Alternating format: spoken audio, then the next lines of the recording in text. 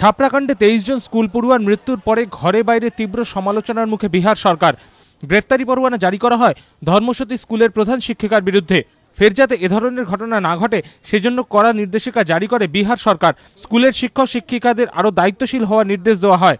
এরপরই mid day মিলের দায়িত্ব থেকে হাত গুটিয়ে নিয়েছেন বিহারের অধিকাংশ স্কুলের শিক্ষক শিক্ষিকারা। সরকারি সূত্রে খবর, ছাপড়াকাণ্ডের পরে জারি হওয়া সরকারি নির্দেশনামার প্রতিবাদে প্রকল্পে অংশ নেননি রাজ্যের প্রায় 3 লক্ষ স্কুল শিক্ষক। এর জেরে বিহারের বিভিন্ন স্কুলে মিড ডে মিল থেকে বঞ্চিত প্রায় 10 লক্ষ পড়ুয়া। ফের প্রশ্নের মুখে নীতিশ কুমারের সরকার। যদিও মুখ্যমন্ত্রী নীতিশ কুমারের বক্তব্য, স্কুলে পড়ানোটাই শিক্ষকদের প্রধান কাজ, রান্নার কাজ দেখাশোনা করা নয়।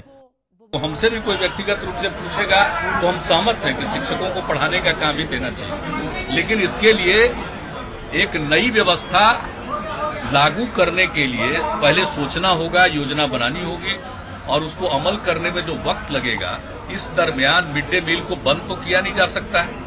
ये तो सर्वोच्च न्यायालय के आदेश से है और राष्ट्रीय कार्यक्रम है, ये तो चलेगा।